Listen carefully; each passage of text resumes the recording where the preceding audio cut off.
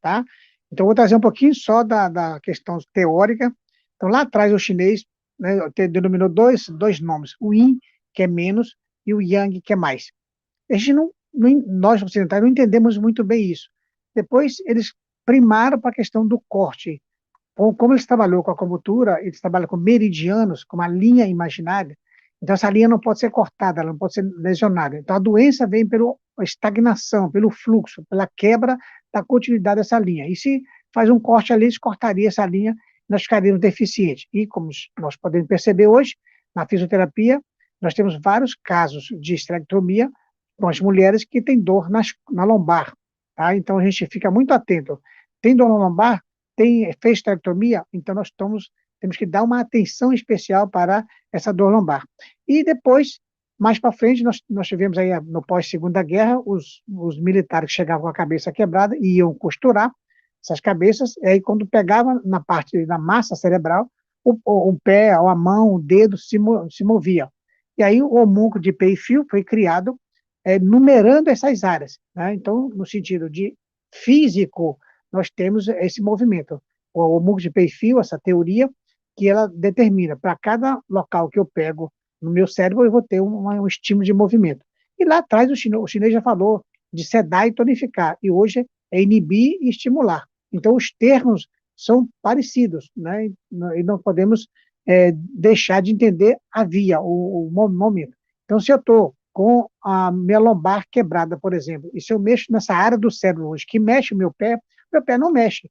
Então, quebrou o fluxo, estagnou o fluxo. Então, daí vem a filosofia de entender o corpo humano de dentro para fora. Agora, quando se trata das questões emocionais, vem a questão, vem nutrido pela alimentação e pelo que a gente escuta, vê e ouve, e é tocado. Daí, ele liga o yin e o yang, tá? A parte material e imaterial.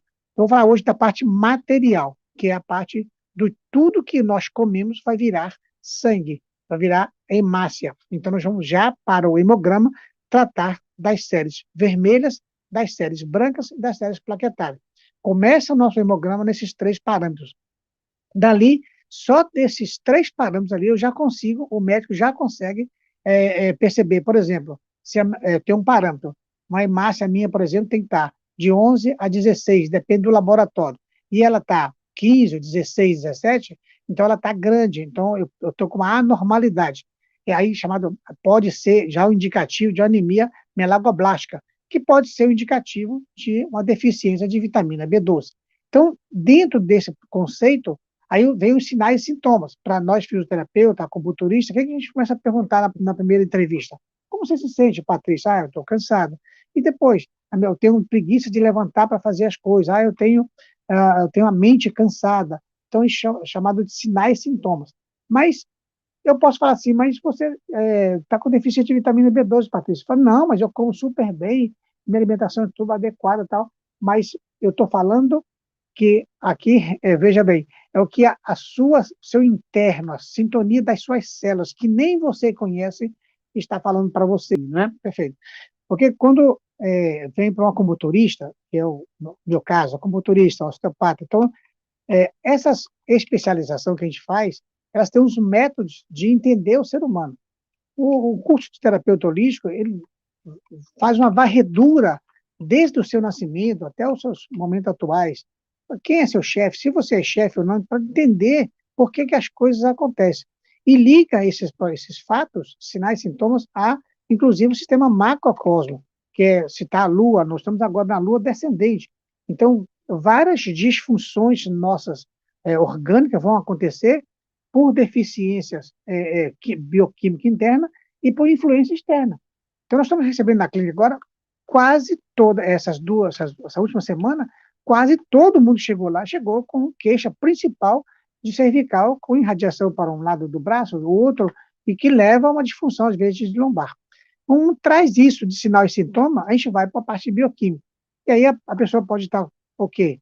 Lá no seu sistema dela, pode estar com os linfócitos dela lá para 8.000, 7.000. Então, está intoxicada. Então, essa intoxicação está na onde? Aí eu tenho que avaliar cádmio, eu tenho que avaliar alumínio, eu tenho que avaliar chumbo, eu tenho que avaliar, fazer outros tipos de avaliação para saber como está a sintonia das células.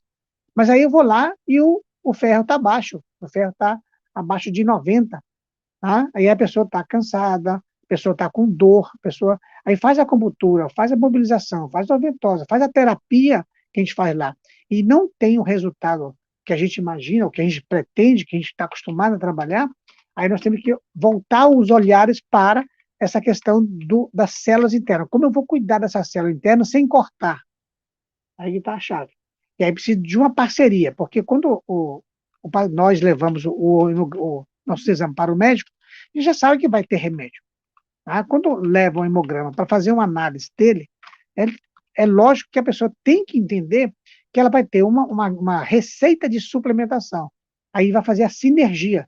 Vitamina B1, 3, 6, 7, 12, associa com L-lisina, carnidina, associa com selênio, com magnésio, ou um outro tipo de ácido, a glutationa, tem que fazer uma harmonia, uma sinergia, para que a coisa funcione. Aí a pessoa fala assim, mas eu já tomo tanto remédio e não vou comprar esse suplemento não, porque nós, ocidentalizados, é ruim que a gente sempre pega o trem andando. E nós temos a suplementação desses locais aí que é uma suplementação inadequada para o tipo de saúde. Tá? Porque, por exemplo, eu não posso tomar uma suplementação para ficar com o corpo malhado, mas por dentro eu estou desorganizado. Ninguém nunca viu um corpo malhado viver 90 anos. Mas você já viu um matuto viver 96 anos, 97 anos. Então, tem alguma coisa errada nessa questão da radicalização do processo. Não estou dizendo que você avaliar o hemograma e ficar só suplementando, você vai viver 100 anos, não. Porque nós precisamos entender também felicidade. Como é que você vive? Como é que é a sua felicidade? Como é que é você com você mesmo? Aí onde é que se lança a mão do psicólogo, de um outro profissional da área da saúde, a gente está entendendo toda essa dinâmica do nosso corpo.